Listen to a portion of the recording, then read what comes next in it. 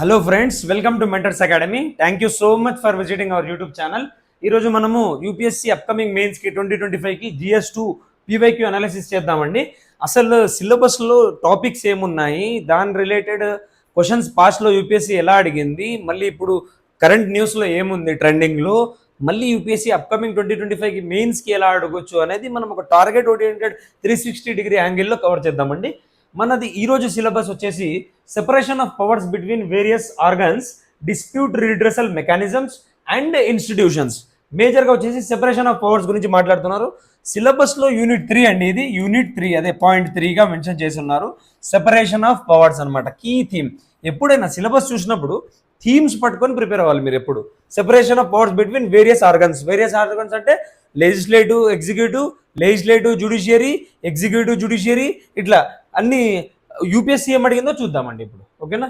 UPSC ఏమడిగింది, ఇదే కంటెక్స్లో యూపీఎస్సీ ఏమడిగింది.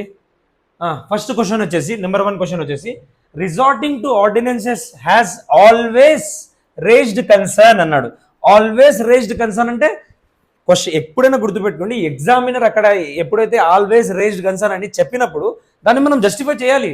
ఆల్రెడీ ఎగ్జామినర్ చెప్పేస్తున్నాడు, always raised concerns on violation of the strict of separation of powers doctrine. Strict separation of powers article 50లో mention చేసి ఉన్నాయి కదా, దాన్ని వయలేట్ చేస్తున్నాయి ఈ ఆర్డినెన్సెస్ అంటున్నాడు అనమాట. సింపుల్గా మీకు అర్థమయ్యే భాషలో. While noting the rationales justifying the power to promulgate ordinances. Article ఏ ఆర్టికల్ చెప్తుంది, కమెంట్లో చెప్పండి మీరు. ఆర్డినెన్సెస్ ఏ ఆర్టికల్ చెప్తుంది. Analyse whether the decisions of the supreme court on the separation of power ordinance issue have further facilitated resorting to this power. Supreme court judgements ఏవైతే ఉన్నాయో దానివల్ల మళ్ళీ ఆర్డినెన్సెస్ రేస్ అవుతున్నాయా అని అంటున్నాడు అనమాట. అనలైజ్ అన్నాడు.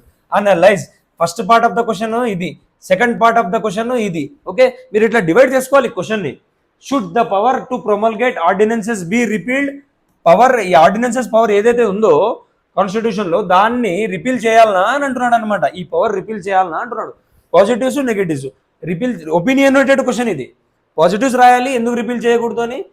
నెగిటివ్స్ కూడా రాయాలి, అవును రిపీల్ చేయడం వల్ల ఏం లాభాలు ఉంటాయి అన్నట్లు. Do you think that constitution, second question అండి, do you think that constitution of India does not accept principle of strict separation of powers. Do you think అన్నప్పుడు క్వశ్చన్ ఓరియంటెడ్ క్వశ్చన్ అనమాట. ఇది జాగ్రత్తగా అటెండ్ చేయాలన్నమాట. Rather it is based on the first part. ఏమంటున్నాడు, does not accept principle of separation of power అంటున్నాడు. నువ్వు think చేస్తున్నావా, మనం అడుగుతాం కదా జనరల్గా ఫ్రెండ్స్ని, నువ్వు ఇలా అనుకుంటున్నావా అని మనకు ఇలానే క్వశ్చన్ వేస్తున్నాడు.